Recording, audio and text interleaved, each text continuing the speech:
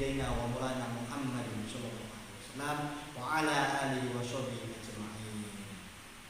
Perkenalkan, saya Zaki Nabil Al-Adi selaku kelompok 2 membawakan analisis kitab Al-Ahkamul As-Sultaniyah karya Imam Al-Mawardi mengenai Kementerian Negara. Di situ kelompok 2 terdiri dari Mbak Zulaika dan Mbak Nabifah. Pemimpin menurut kitab Al-Ahkamul As-Sultaniyah dengan karya Imam Mawardi, di situ dijelaskan arti makna pemimpin, yaitu I'asatu Muhammadin amri dunya wal akhirah. Di situ dijelaskan yaitu pemimpin dalam mengurusi perkara dunia dan akhirat. Dan dikatakan Allah telah berfirman di dalam surat Al-Baqarah, wa iqala lil malaikati inni ja'ilun fil ardi khalifah qalu ataj'alu fiha may yufsidu fiha wa yasfiku dima wa nahnu nusabbihu bihamdika wa nuqaddisu lak qala inni a'lamu ma la ta'lamun. Di dalam firman itu Allah telah berfirman bahwasanya akan menciptakan suatu khalifah yang akan menempati bumi, yaitu Nabi Adam alaihissalam, khalifah pertama di bumi. Yaitu tugas dan wewenang presiden. Sebagai lembaga eksekutif, tugas presiden adalah menjalankan pemerintahan dan kedudukan sebagai kepala pemerintahan. Tugas dan wewenang presiden tercantum dalam pasal 4 ayat 1 UUD 1945 tentang peraturan presiden adalah kepala kekuasaan eksekutif dalam sebuah negara. Tugas dan wewenang wakil presiden secara umum adalah: yang pertama, 1. Membantu presiden dalam melakukan kewajibannya. Yang kedua, menggantikan presiden sampai habis masa jabatan waktunya. Jika presiden meninggal dunia, berhenti atau tidak dapat melakukan kewajibannya dalam masa jabatan yang telah ditentukan. Yang ketiga, memperhatikan secara khusus dan menampung masalah yang perlu penanganan menyangkut bidang kesejahteraan rakyat. Yang keempat, melakukan pengawasan operasional pembangunan dari inspektur jenderal dari departemen atau lembaga non-departemen yang berkaitan. Negara itu harus dipimpin. Kenapa demikian? Di dalam kitab Al-Ahkamul Sultaniyah karya Imam Mawardi, di situ dijelaskan laulal mulatu lakanu faudal mu'minin wa hamajan mudha'in. Di situ dijelaskan jikalau tidak ada pemimpin maka sungguh itu kacau dan rugi sekali. Di dalam kitab Nasohil Ibad karya Imam Nawawi Al-Jawi, di situ dijelaskan man istakhofa bil umara'i khosira ad-dunya. Barang siapa yang menyepelekan menyepelekan pemimpin maka rugi dunianya. Karena pemimpin itu adalah orang yang mengurusi duniawi, perkara duniawi. Dan di dalam Quran surat An-Nisa ayat 59, ya ayyuhalladzina amanu atiiullaha wa atiiur rasul wa ulil amri minkum fa in tanaza'tum fi syai'in faradduhu ilallahi wa ilar rasuli in kuntum tu'minu billahi wal yaumil akhir dzalika khairum wa ahsanu ta'wila. Di situ kata taat menurut Profesor Quraisy yaitu taat kepada ulil amri. Maksudnya gimana? Kita harus taat kepada perkara yang baik-baik dalam kurung tidak melanggar syariatnya Allah. Karena ada kaidah fikih atau kaidah yang masyhur dikenal la ta'ata li makhluqin illa maksiatul khaliq. Tidak boleh taat kepada manusia untuk bermaksiat kepada Allah.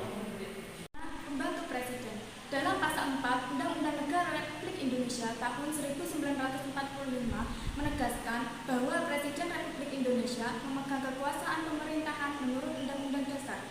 Dalam menjalankan kekuasaan pemerintahan, Presiden dibantu oleh menteri-menteri negara yang diangkat dan diberhentikan oleh Presiden. Kemudian, dalam pasal 17 menegaskan bahwa kekuasaan Presiden tidak terbatas, karenanya dikehendaki setiap pembentukan, pengubahan, dan pembubaran kementerian negara haruslah berdasarkan undang-undang. Dalam setiap era kepemimpinan, Presiden Indonesia tidaklah sendirian. Setiap presiden memiliki kabinetnya masing-masing dalam menjalankan tugasnya. Selaku kepala pemerintahan, sepanjang sejarah Indonesia telah dipimpin oleh berbagai kabinet dan nama kabinet Presiden Soekarno sampai Presiden Jokowi pun berbeda-beda. Di dalam kitab Al-Ahkamul As-Sultaniyah, Imam Mawardi membagi menteri itu menjadi 2, waziratul tafwidin wa waziratul tanfidin. Yaitu menteri itu dibagi menjadi 2, yaitu satu di bidang pemerintahan dan yang satu di bidang eksekutif.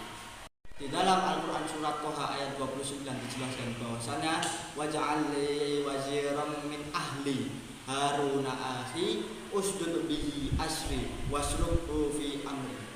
Di situ Allah telah berfirman bahwasanya jadikan untuk seorang pembantu dari keluarga, yaitu Nabi Harun.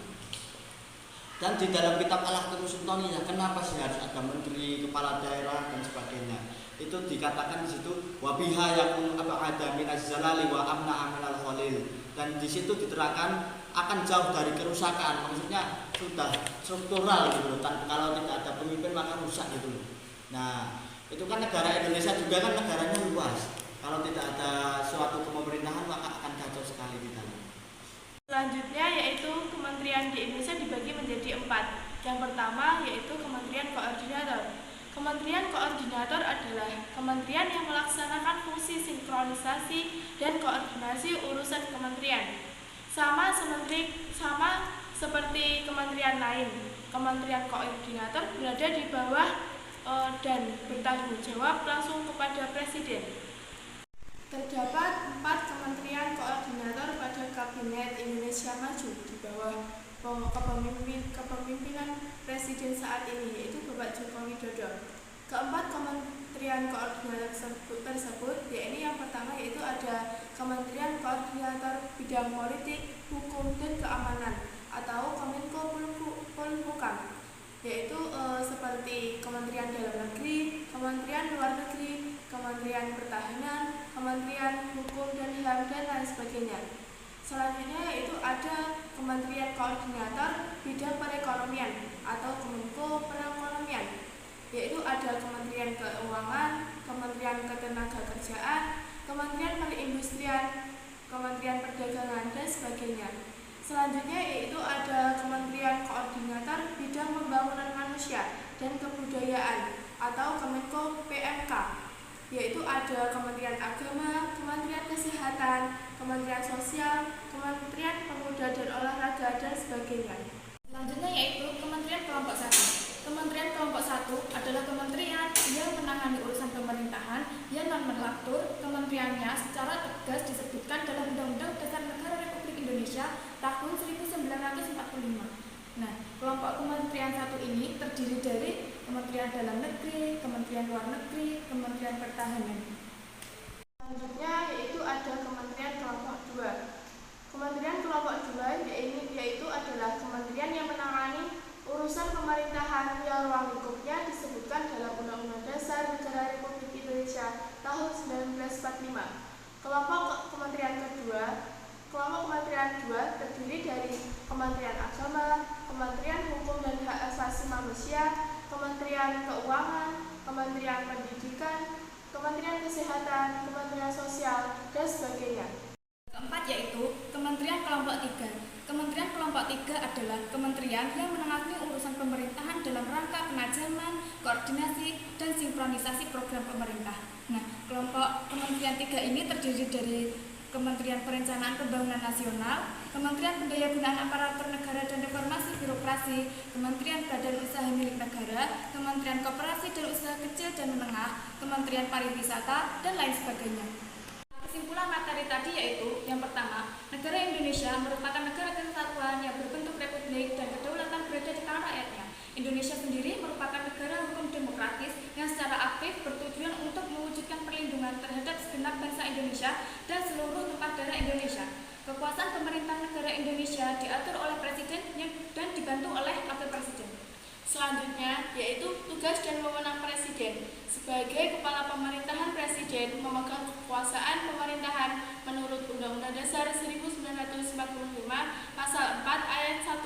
Kedudukan Wakil Presiden diatur dalam Undang-Undang Dasar 1945 Pasal 4 Ayat 2. Di dalam kitab Jamil Usul fil Auliya karya Syekh Junaid Al-Baghdadi, di situ dijelaskan asyufikas sama tudillu kulla syai'in wal kalmatori wa yuski kulla syai'. Artinya sufi itu ibarat yang menaungi segala sesuatu di bawahnya dan menyiram segala sesuatu tanpa pilah-pilah. Artinya apa? Pemimpin itu harus mengayomi seluruh rakyatnya dan tidak pilih-pilih kasih terhadap yang lainnya. Dan disebutkan juga irhamu man fil ardi yarhamkum man fil fis sama. Di situ dijelaskan kasih sayanglah terhadap seluruh makhluk yang ada di bumi, dan niscaya kamu akan disayangi makhluk